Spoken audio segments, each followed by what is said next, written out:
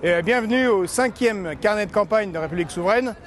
Aujourd'hui, c'est un carnet de campagne un peu spécial. Vous voyez, on est en extérieur. On est à la porte de Versailles, au salon des expositions et spécifiquement au salon du Made in France.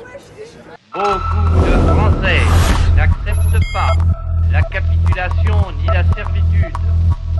Et donc les sujets de ce carnet de campagne seront le coup de cœur, l'industrie française, le coup de gueule, les problèmes de l'industrie française et le programme, eh bien, la proposition de réindustrialisation de la France par République Souveraine. Aujourd'hui, je porte ça, c'est le bleuet de France, parce qu'on est le 11 novembre et que depuis la Première Guerre mondiale, eh bien, on porte en France le bleuet de France, comme les Britanniques portent le poppy, l'œillet rouge, en souvenir de ceux qui ont combattu dans cette terrible guerre, dans la Grande Guerre, et qui ont permis à la France de tenir le coup, de tenir bon, de récupérer l'Alsace et la Lorraine. C'est aussi le moyen de se rappeler des sacrifices de nos vétérans de toutes les guerres et de leur venir en secours pour ceux qui achètent des bleuets de France et le portent. Donc je vous incite tous à le faire. Si vous ne l'avez fait pas cette année, faites-le l'année prochaine, ou même l'année prochaine, le 8 mai, puisque c'est pour le 11 novembre et le 8 mai 1945. Allez, on y va, c'est parti, on va voir les choses exceptionnelles que font nos artisans, nos entrepreneurs, nos travailleurs en France. Et Made in France, c'est-à-dire fait en France en bon français. Allez, on y va.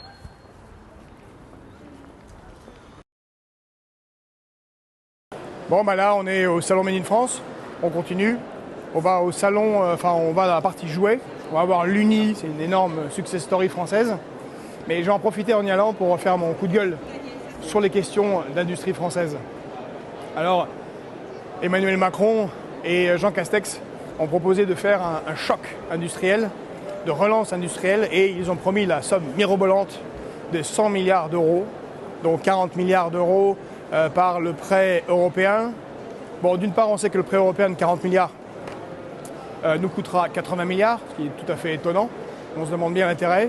Mais la réalité, c'est que nous avons un désinvestissement structurel dans l'industrie en France, et c'est bien le problème, et c'est pour ça que c'est intéressant de venir ici. Le désinvestissement est de 40 milliards sur 10 ans.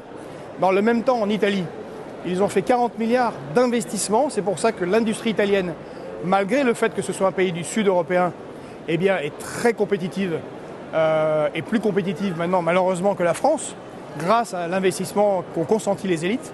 Donc le plan de relance d'Emmanuel Macron, c'est mon coup de gueule. Il est extrêmement faible, il est ridicule, il ne correspond pas aux besoins de la nation. Le minimum est bien plus important, il faudrait y mettre 30 milliards minimum par an pour commencer à rattraper le retard. C'est même pas pour aller au-delà, mais ne serait-ce que rattraper. Donc ensuite, le problème de la réindustrialisation, c'est pas juste de jeter de l'argent comme ça. Bien évidemment, il faut vérifier qu'est-ce qui est fait de cet argent, mais surtout, il n'y a pas dans notre pays d'État stratège. L'État n'est plus stratège, il n'y a plus de planification organisée. Et donc on ne pense pas à la réindustrialisation en coordonnant le travail des entreprises et en construisant un avenir et des projets industriels entre les entreprises. Donc ça, c'est un grand défaut. Concernant l'industrie, bien sûr, ce n'est pas tellement le sujet de ce salon de Made in France, mais il y a bien sûr l'industrie de la défense. Or, dans ce domaine, Emmanuel Macron aura quand même été sûrement l'un des pires présidents, après avoir été l'un des pires ministres de l'économie. Il est entre autres responsable de la vente d'Alstom, entre autres responsable de la vente de Nexter aux Allemands. Il n'a pas défendu la TECOR, qui non seulement est une des plus vieilles entreprises françaises, qui a permis la fondation d'Air France, sur lesquelles Saint-Exupéry a piloté, mais c'était aussi le leader mondial du Li-Fi. Donc c'est le concurrent du Wi-Fi. Le Wi-Fi, c'est la transmission des ondes d'Internet par des ondes radio. Et le Li-Fi, c'est par la lumière. C'était beaucoup plus rapide. Évidemment, racheté par les États-Unis, non défendu par Emmanuel Macron. On a jusqu'à récemment Dassault avec le projet européen, dit européen SCAF, où on a M. Scholz, le nouveau chancelier allemand, qui remplace Mme Angela Merkel, et qui, comme elle, demande les secrets industriels de Dassault à la France pour fabriquer un avion européen, SCAF, qui bien évidemment serait fabriqué en Allemagne. On a vu ces problèmes avec Ariane 6, par exemple, avec les moteurs Vinci fabriqués dans l'Eure, qui ont été délocalisés en Allemagne. Bref, le bilan Et je vais m'arrêter là. Le bilan Emmanuel Macron en termes d'industriel est très très très mauvais. Et ce n'est que la crise de la Covid qui a montré, qui était un révélateur pour la Français, qui a montré que on n'arrive pas à faire de masques, on n'arrive pas à faire de respirateurs, on est dépendant des marchés extérieurs, a été un révélateur pour les Français que oui, il faut réindustrialiser le pays, il faut relocaliser, et c'est une question de survie et de résilience. Allez, maintenant on continue, on va voir ceux qui font des choses formidables maintenant, ici et maintenant. On a créé une marque de vêtements d'abord destinée aux cyclistes urbains, mais finalement elle est aussi multisport. Donc c'est cette saison en ce moment? Cette saison, avec voilà, tous les cyclistes? Exactement, retour des cyclistes. Apparemment à Paris, la voiture va être remplacée par le vélo. Je ne sais pas si vous êtes au courant, en 2030, on a fait les études. Je ne sais pas si c'est une bonne idée pour tous les gens qui sont en banlieue, mais en tout cas, voilà, il y a beaucoup de vélos. Ouais. Oui. Ouais, il y a des vélos pliables maintenant qu'on peut mettre dans le train. Donc, Oui, moi je viens de Bagneux à vélo, il faut quand même, faut quand même y aller. Ouais. un peu pédaler. Et donc tous nos vêtements sont construits à partir de tissus issus de déchets. Voilà, donc on ramasse des bouteilles dans la mer Méditerranée, c'est des polymères. moquettes, polymères, polyester. Ça devient polymère. Donc la polaire. On les transformer en microbilles et puis après en... On les étire pour que ça devienne du fil. Et après c'est tricoté, la polaire dans la Loire. Et tout est fabriqué en France? Alors, ça dépend des matières. Alors tout est confectionné, les vêtements en France, oui. Confectionné? Okay. Oui.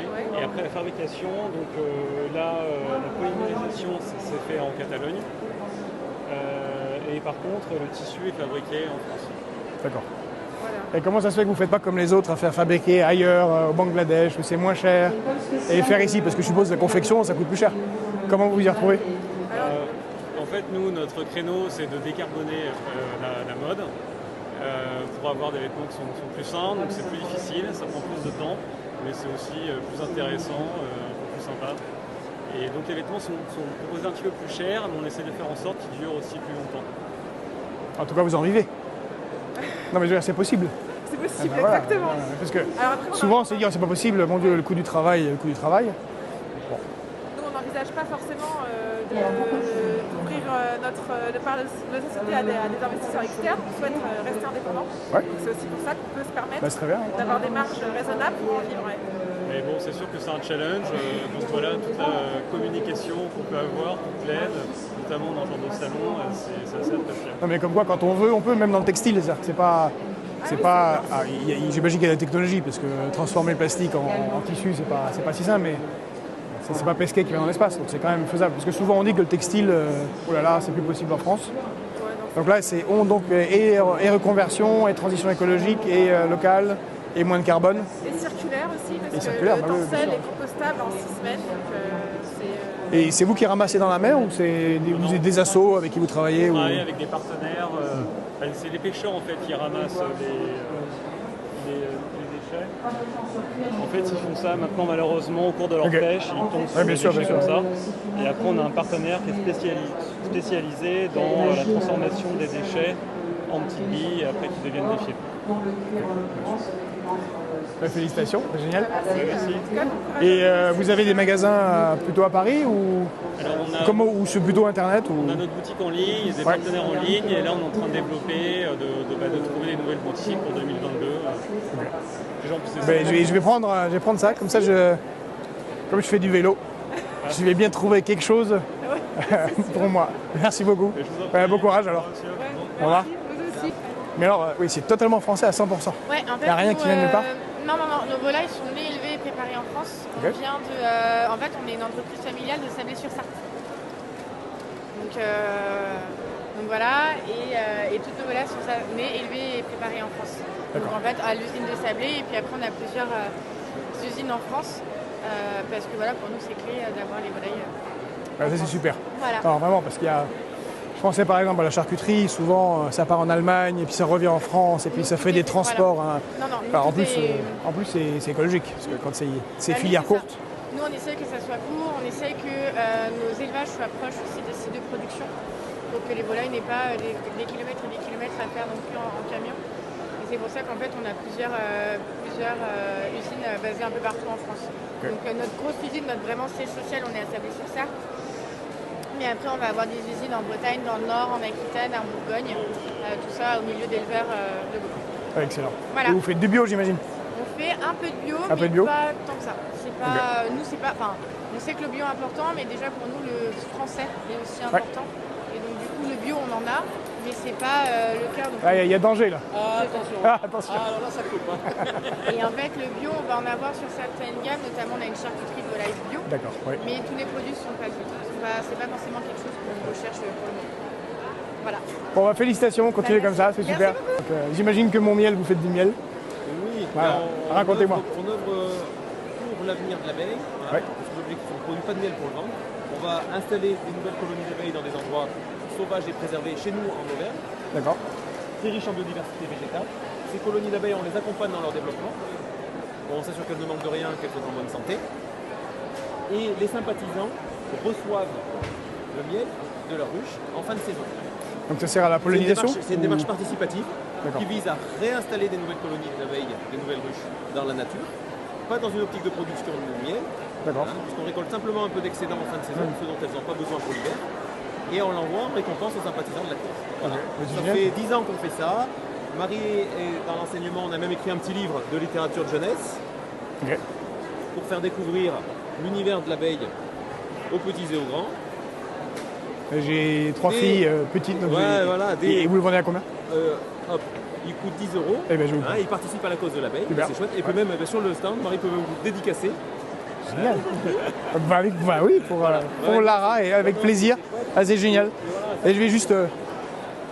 Est-ce que tu peux me passer, je vais prendre mon portefeuille? Voilà, c'est des sujets en plus importants.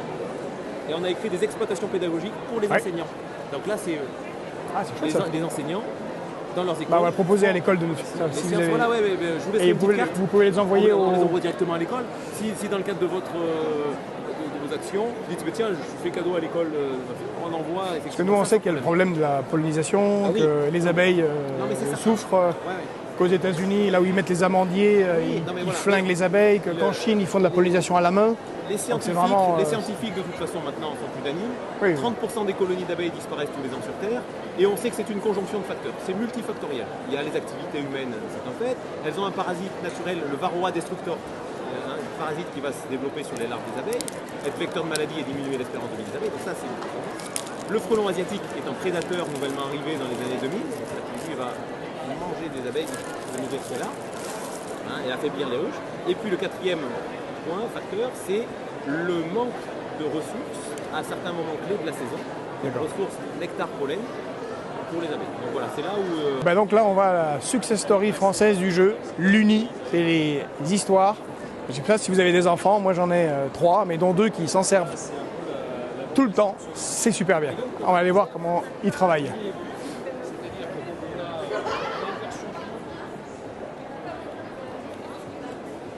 Bonjour, on vient vous voir vous.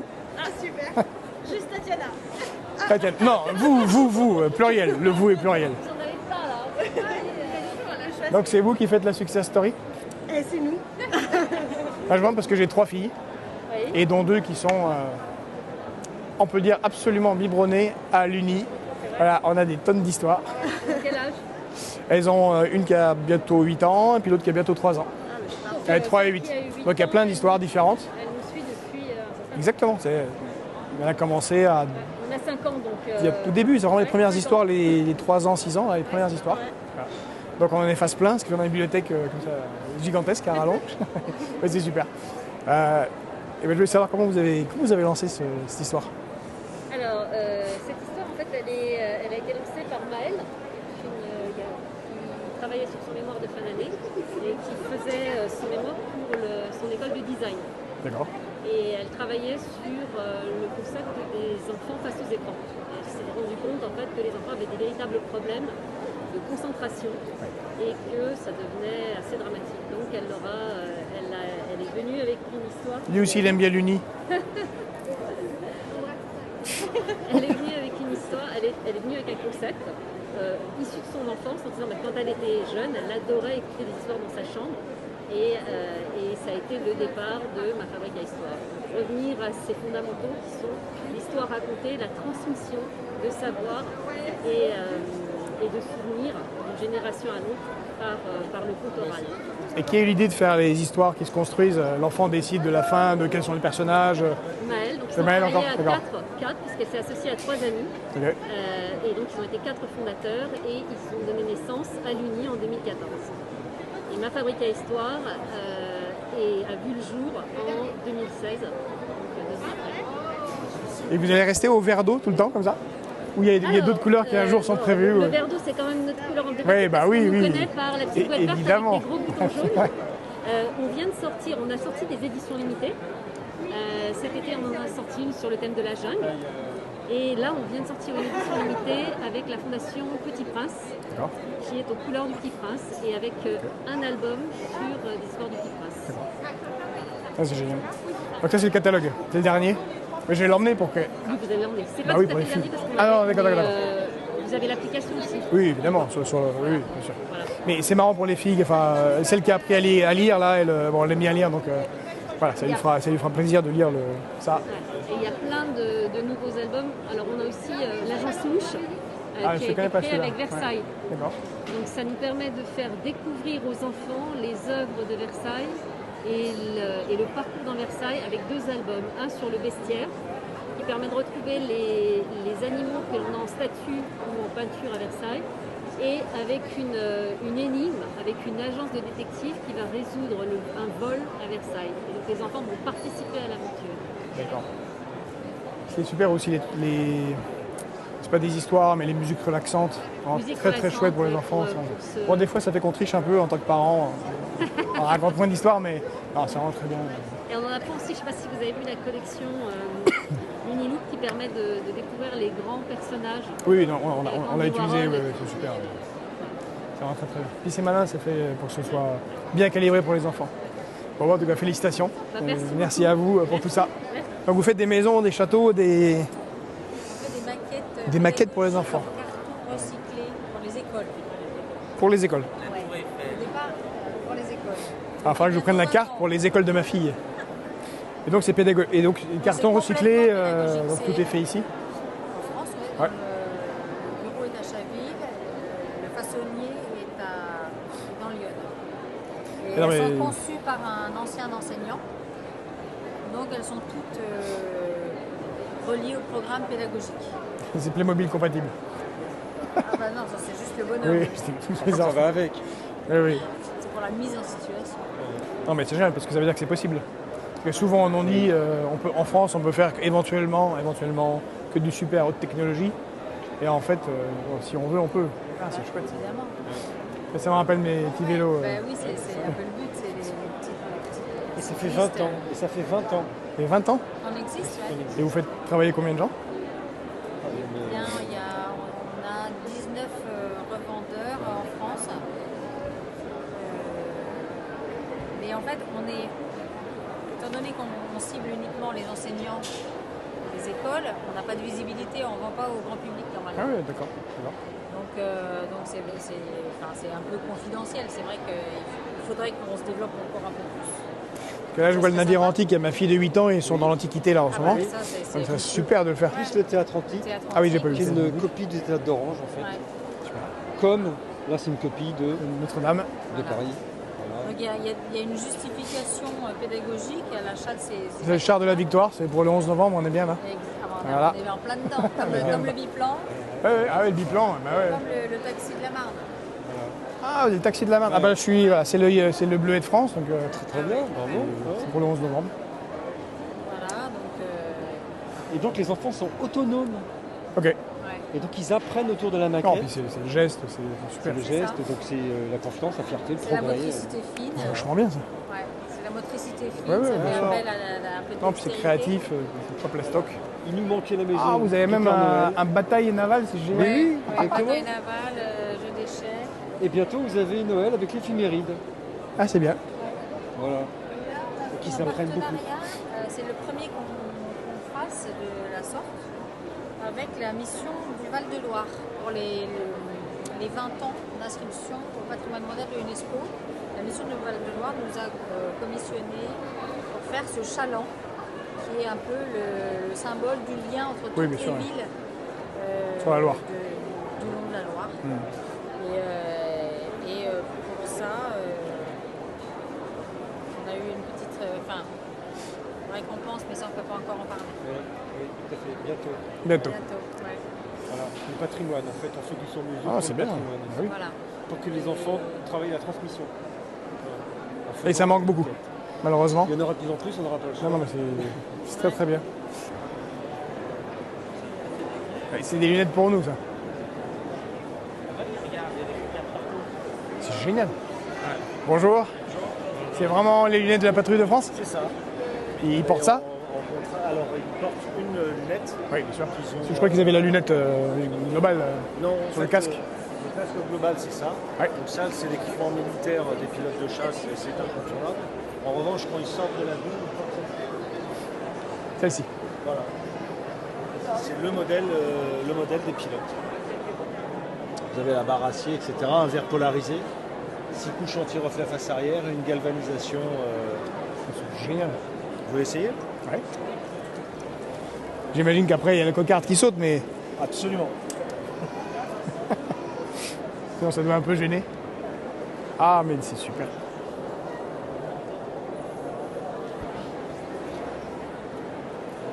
T'as le fait?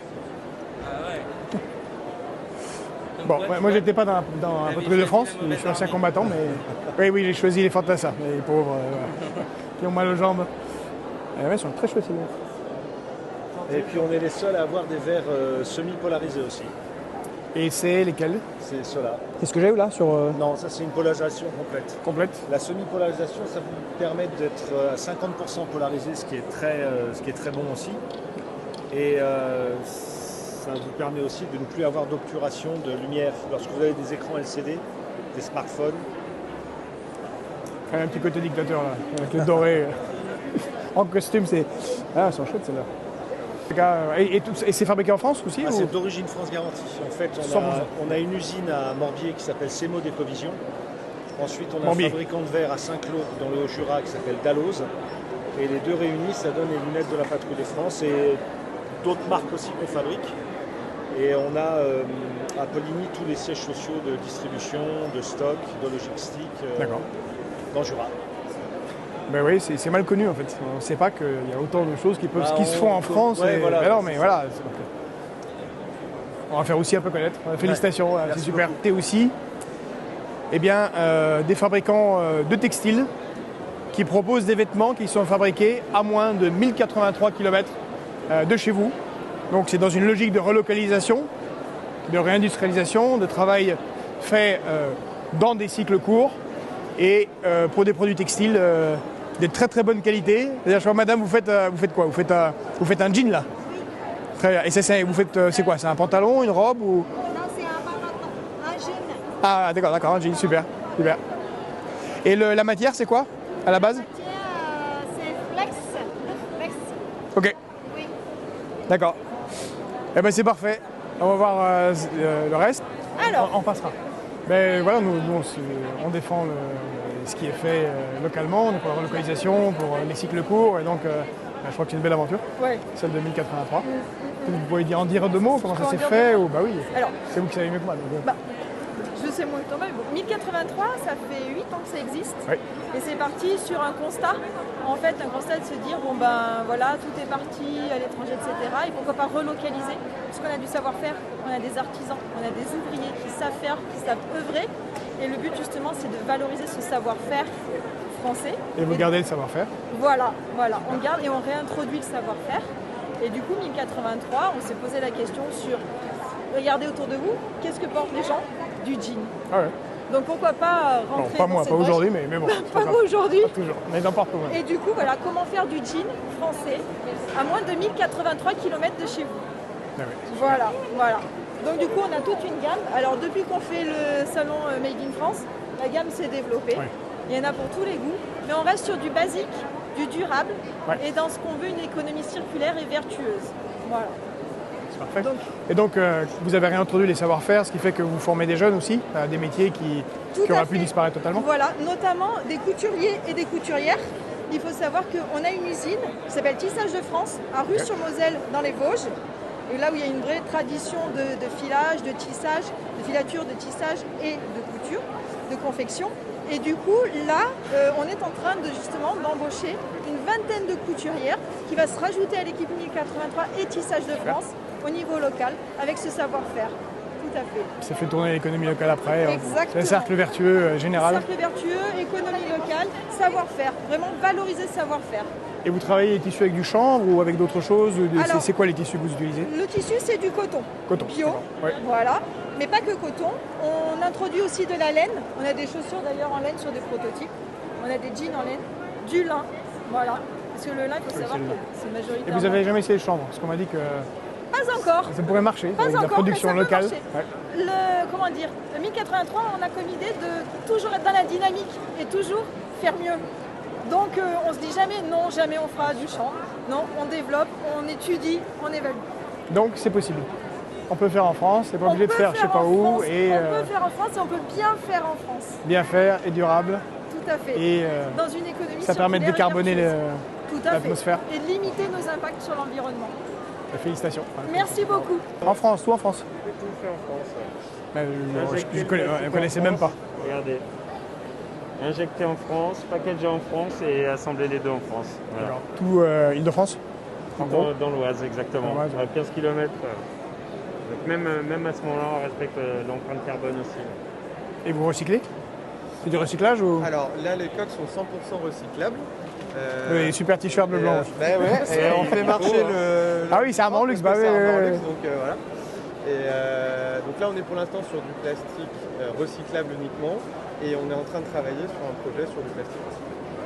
Sur du plastique? Recyclé. Recyclé, d'accord, Voilà. d'accord. Exactement, directement en injection. Parce que là, c'est pas des collègues, mais il y a des gens qui font du textile, ça s'appelle La Pièce. Oui. Et ils le font à partir de produits récupérés par les pêcheurs dans la mer. Ouais. Et donc ils recyclent, en même temps ça part et ça décarbone. Et ça nettoie. Alors, sur notre marque, on vit toujours. Là, on est sur l'origine France Garantie, mais on a ce process-là. On s'est associé avec une entreprise suisse qui s'appelle Tide Ocean et qui a un procédé de régénération des plastiques usés par la mer pour les rendre entre guillemets exploitables et on en refait des coques de protection. Avec. Super. Voilà. Et ça marche, c'est possible. On peut le faire en France sans se pendre et que les gens travaillent et il y a un avenir. Exactement. Pardon? Au même prix. 19,90 le même. Voilà. Exactement. Et ouf. Ah, il y a des Samsung aussi. Oui. On fait Samsung, iPhone, Oppo. Bon, l'étape suivante, c'est de récupérer Alcatel et qu'on fasse les téléphones français pour que vous mettiez les coques françaises sur les téléphones français. Faire du téléphone français, ça serait vraiment top. Mais on était leaders mondiaux en 2000 et puis il y a eu des génies qui se sont dit si on bradait ça... C'est ça. Ça serait dommage. vraiment bien. Mais c'est possible. Quand on veut, on peut. Ouais. Vous êtes nombreux ici à le prouver, donc bon bah super. Voilà. Je vais envoyer à ma fille qui change des coques qu'on a achetées chez vous, plutôt que d'acheter des trucs de je ne sais où. Voilà. Voilà, merci, félicitations. Merci beaucoup. Voilà. Vous êtes chocolatier? Oui, pâtissier chocolatier à Argenteuil, Val d'Oise. Et donc on a une très longue discussion, on va pas la refaire ici, mais sur comment vous travaillez, sur le travail en général, sur la difficulté de bien payer les gens. Alors que vous payez beaucoup mieux que beaucoup de grosses entreprises. Oui, parce que les salariés, entre guillemets, c'est notre richesse. Voilà. Donc la compétence, le savoir-faire, la motivation. Voilà. Donc, là, c'est Madine Val d'Oise, on a fait un buste en chocolat. Donc ça, vous le faites avec la machine que vous avez achetée? Voilà, c'est une découpe numérique à haute pression. Okay. On est certifié AB. Donc aujourd'hui, je suis le seul chocolatier en France à pouvoir faire des tablettes personnalisées. On est dans des écrins en boîte fabriqués en Bretagne et 45% de fèves de cacao. Donc voilà, tout est en bio. Voilà, donc on travaille que de produits. La question de prendre combien, c'est y arriver. Quand on veut, on peut. Il faut le faire. C'est un combat. Et qu'est-ce que vous demanderiez d'aide, de l'État? C'est quoi votre idée pour que ça aille mieux au moins dans votre branche? Moi aujourd'hui, je pense qu'on est un certain nombre à à réagir comme ça. Moi, je pense, quand je dis ça, je pense aux agriculteurs. Parce qu'ils ont un métier très noble. Et je pense surtout, on leur parle de la PAC, des aides, des aides. En fait, quand on travaille, on n'a pas besoin d'aide, on a besoin simplement d'être soutenu dans notre travail et que notre travail soit rémunéré à la hauteur. Et je pense fortement aux agriculteurs parce que 1 kilo de cochon, quand on voit 1 kilo de cochon à 10 balles ou à 5 balles dans le supermarché, ça vaut pas ça. Le kilo de cochon, le mec quand il le produit, ça vaut beaucoup plus cher que ça au final. Voilà. Donc rémunérons les choses, les gens à leur valeur, quel que soit, que ce soit de l'ouvrier au ministre, entre guillemets, mais que chacun en tire son épingle du jeu parce que les aides, au final, ça donne rien. Vous n'avez pas rajouté de... Voilà. Les aides, moi je cherche pas des aides, moi je cherche c'est la vraie valeur travail et voilà. Rémunérer les gens pour, avec une qualité, pour ce qu'ils font.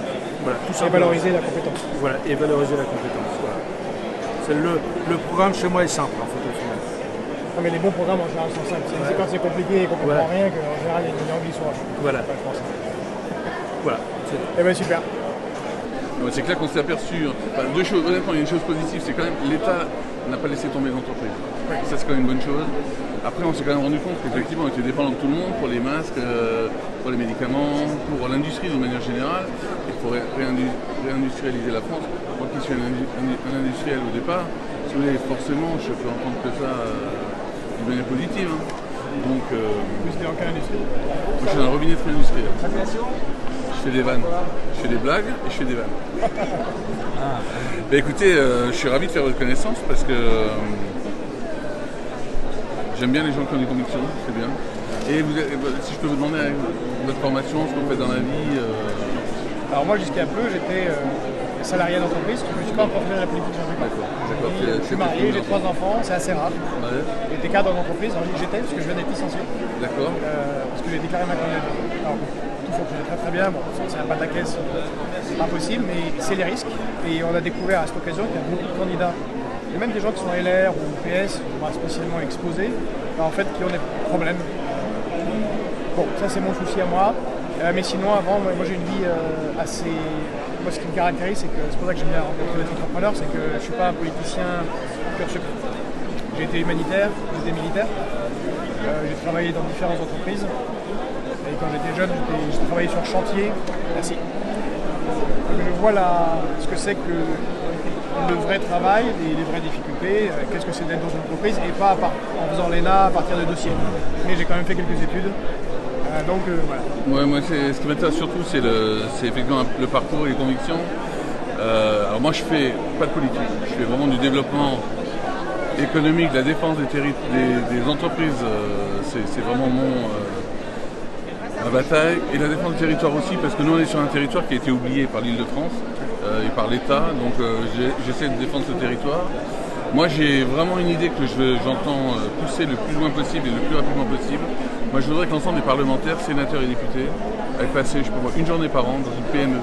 Mais pas chez Total ou chez Renault. Hein. Dans une PME, une boîte de 10-15 salariés. Ils passent une journée, juste pour voir ce que c'est. Et je pense que derrière, il faut que nous, chefs d'entreprise et patrons de PME, on passe peut-être une journée avec eux à l'Assemblée ou au Sénat pour voir, parce que chacun a ses contraintes. Mais il faut qu'on arrive à se parler. Il faut qu'on arrête de casser les trucs. Le coup de je me lève le matin. Dans la chaîne parlementaire. Vie ma vie. Oui. Et les députés vont une journée. Oui, mais c'est un député qui va une journée. Il faudrait que l'ensemble des députés. Moi, j'ai ce projet pour les 15 parlementaires du Val d'Oise, ils ne le savent pas encore, mais c'est de les emmener dans nos boîtes et qu'on aille avec eux chez eux, parce que moi, depuis 4 ans que je suis président de la CCI, avant j'étais président de la CPME du Val d'Oise, je suis toujours allé à leur contact, à discuter avec eux, à les pousser dans leur truc, à les faire venir dans nos boîtes, aller avec eux, pour essayer de comprendre s'ils ne comprennent pas chez nous, est-ce qu'on ne comprend pas chez eux? Parce que c'est vrai que chacun a ses contraintes, etc. Et c'est quand même dommage que les parlementaires prennent des décisions pour les entreprises. J'ai jamais fait les pieds dedans. Et là, les En Marche, et encore une fois, moi je ne fais pas de politique, j'ai vu avec satisfaction voir des gars arriver qui m'ont dit nous on vient d'entreprise, puis quand je demande d'accord quelle entreprise, Suez, Gaz de France, c'est top. Et puis là-haut. C'est top. Mais voilà, mais c'est pas ça que j'attends d'eux. Moi je voudrais qu'ils viennent vraiment voir dans une entreprise comment ça se passe. nous avons un autre candidat à l'élection présidentielle, George Kuzmanovic, qui n'avait pas été, que nous n'avions pas invité, mais qui est là. Et donc, du coup, nous allons vous passer sur le grill, vous aussi. Voilà. Merci pour cette invitation de dernière minute. Ça tombe bien. Mais non, mais l'occasion fait le larron. Et dans la mesure où nous avons le projet d'inviter, et nous avions tenté d'inviter tous les candidats, il est tout à fait normal que vous soyez là. Eh bien, vous avez assisté à peu près à tout ce qui vient de se dire, et je vais donc vous faire subir exactement le même exercice, c'est-à-dire que je vais d'abord vous demander de préciser, selon vous, les causes de la désindustrialisation telle que nous la vivons aujourd'hui. Comment vous voyez, par où avons-nous péché, et ensuite, nous en viendrons à vos propositions. Le plus terrible, c'est la financiarisation de l'économie et la trahison de nos élites. Il se fait que dans les années 70, 80, 90, nous sommes passés d'un capitalisme industriel et national à un capitalisme international et financier. Donc à une époque, ce que l'on appelle la bourgeoisie gagnait les revenus du capital avec des usines localisées principalement en France, avec des travailleurs en France et sur lesquels on pouvait faire pression par la grève, la négociation. Et donc il y avait un jeu politique. Et il y avait même une certaine symbolique. Souvent les fils des grands patrons emmenaient, quand il y avait des guerres, les ouvriers au combat. Et puis on est passé à un capitalisme international et financier où les bénéfices du capital sont tirés d'abord de la finance. Et on a toute une élite financiarisée qui a intérêt à la destruction des régulations, à la destruction de ce qui a fait cette unité nationale après la Deuxième Guerre mondiale, qui a été construite autour du Conseil national de la résistance. Et donc l'objectif a été la dérégulation, casser l'État-nation, et ça s'est fait par l'imposition des traités de libre-échange et des traités européens, mais qui n'ont pas été imposés par une force militaire venant nous les imposer, mais par nos élites, qui ont le même intérêt que les autres élites de ces autres pays pour se détacher des intérêts de la nation et du peuple. Alors, vous évoquez cette financiarisation, vous évoquez cette dérégulation. Cela dit, on aboutit à la fin, on est à la fin d'un cycle. C'est-à-dire que ce que vous décrivez là, on en voit aujourd'hui le bout dans la mesure où on voit justement toutes ces instances, ne serait-ce que l'Union européenne, obligée de réguler un petit peu. Est-ce qu'on peut utiliser cette velléité de régulation naissante pour essayer d'inverser la vapeur? C'est-à-dire, comment peut-on utiliser la prise de conscience actuelle pour essayer de remettre des barrières, des régulations, des règles, en fait, et de la reterritorialisation? Eh bien justement, vous l'avez dit, c'est la crise de la Covid que je crois a été un révélateur pour tous les Français. Le mot souveraineté était brocardé jusqu'à la crise de la Covid.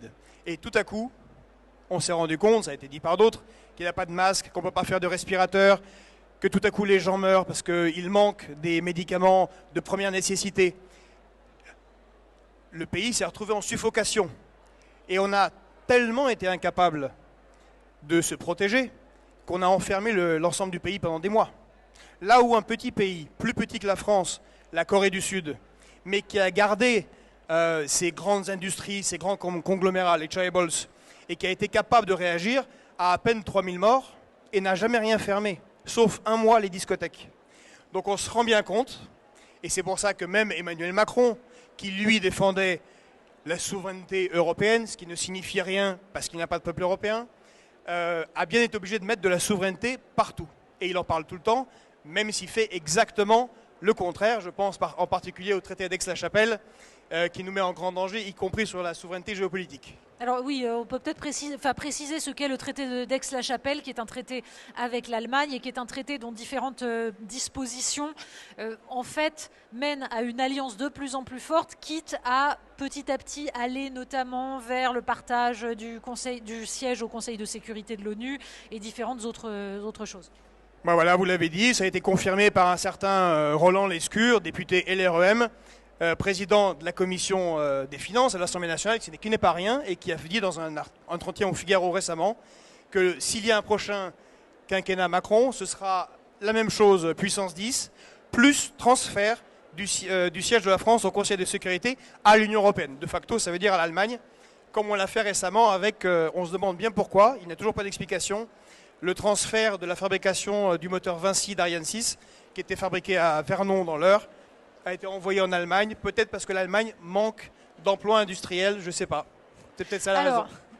Venons-en aux propositions que vous pourriez faire pour relocaliser. On a évoqué jusqu'à présent, on a entendu les différents candidats qui se sont succédés.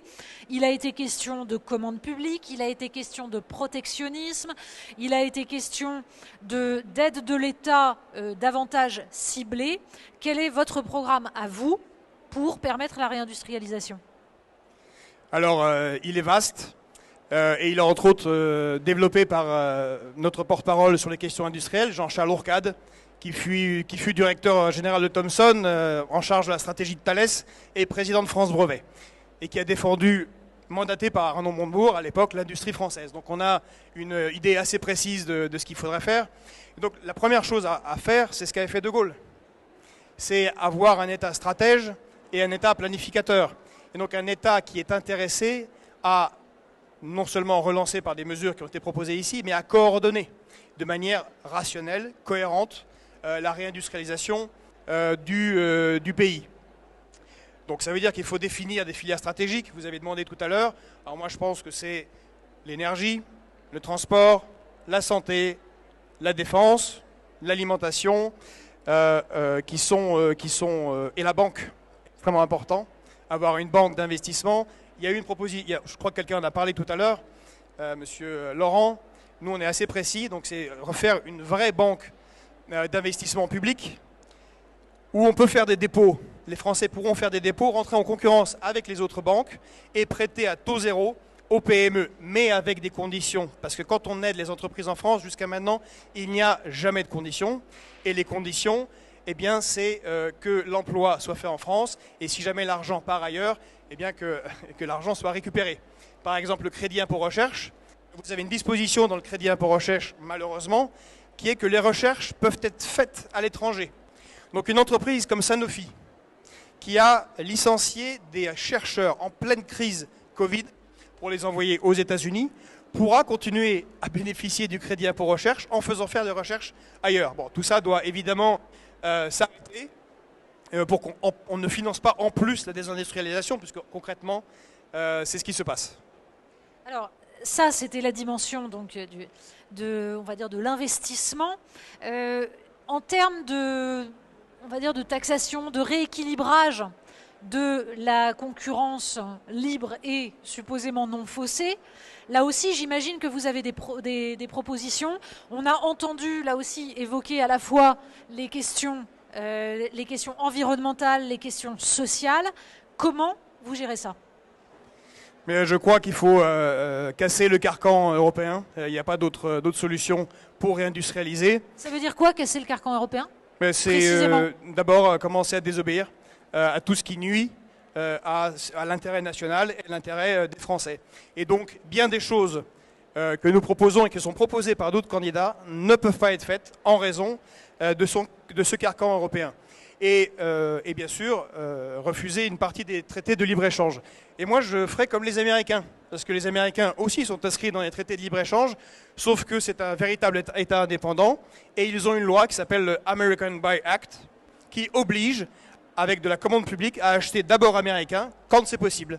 Eh bien, je propose, puisqu'on est au salon du Made in France et qu'on est un peu dans l'anglicisme, de faire un French Buy Act en premier ressort. Et s'il n'y a pas, suivi d'un European Buy Act, on achète à nos voisins européens, donc ce n'est pas pour casser tous les rapports avec les Européens, mais forcer au moins la commande publique pour des achats sur le territoire national.